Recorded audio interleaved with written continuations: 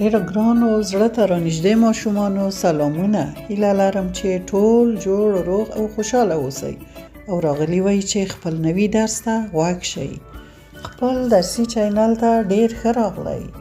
هیله لرم چې خپل درسونه د نورو ملګرو سره هم شریک کړئ او لایک مه هیروئ. سبسکرایب هم کړئ ترڅو ټول درسونه په منظمه توګه ولیدای شئ. نن به بیا هم خپل نوی درس د بسم الله الرحمن الرحیم په مبارکه کلمه پیل کړو، ځکه موږ تاسو شکر مسلمانان یو او هر نیک کار د بسم الله الرحمن الرحیم په کلمه پیل کوو. د موږ تاسو نوی درس بیا هم د پښتو ژبې ځانګړي توري دي. اول به تکرار کړو چې د پښتو ژبې توري کوم وو؟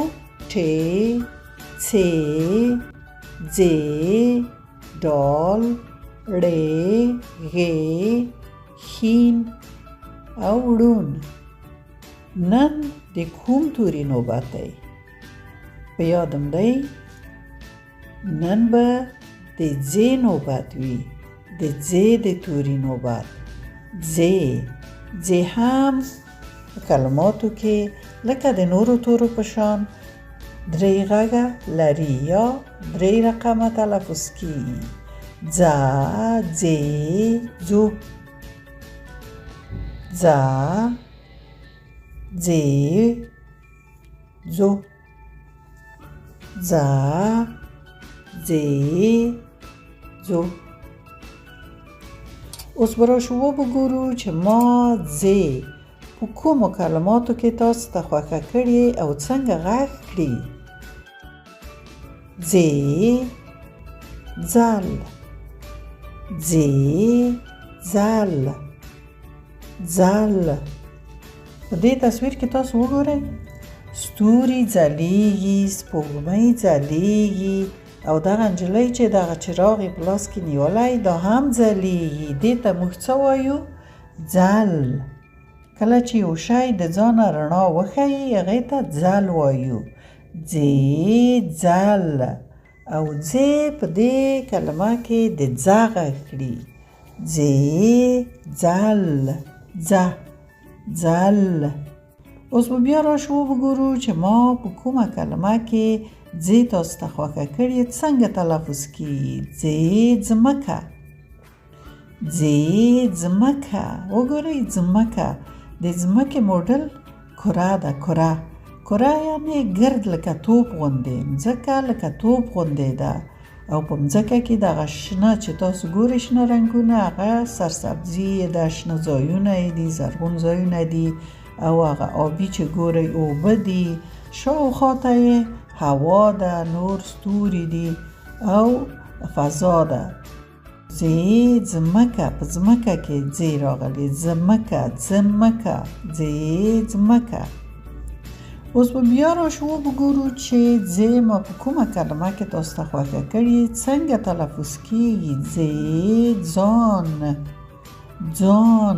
ځ د الف سره راغلی، ځا شوي، ځان. دا هلکی وګورئ په آینه کې خپل ځان ته کتلي.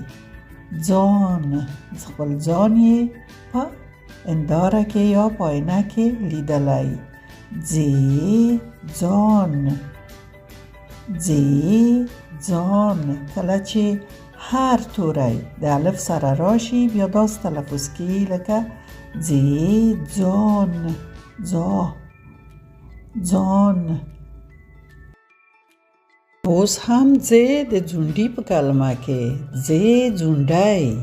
په دې تصویر کې وګورئ دغه نجلۍ څومره ښه ویښتان اوبدلي، دې ته ځونډی وایي او ځ دلته د ځو غږ کړي. ځو، ځو، ځونډی، ځو، ځونډی، ځو، ځونډی.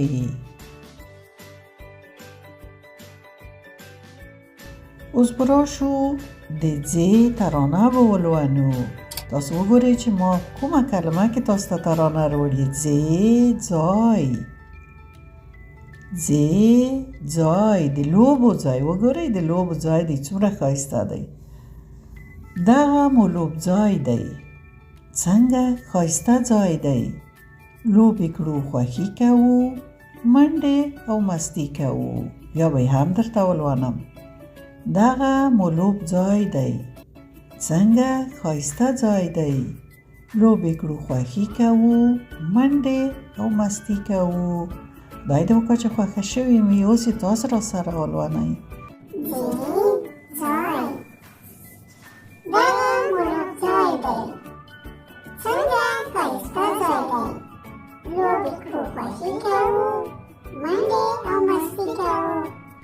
یو ځل بیا یې هم ولولئ.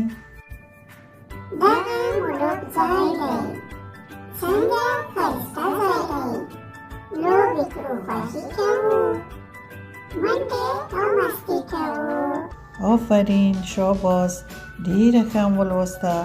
اوس نو د کارخانګي وار ورسید. هیله کوم چې یوه صفحه د ځې د توري نه په خپلو کتابچو کې ولیکئ او خپل پلارجان مورجان ته یې وښایاست چې تېروتنه هم نه وي کړې. نور نو مو په خدای سپارم. الله مو مل شه.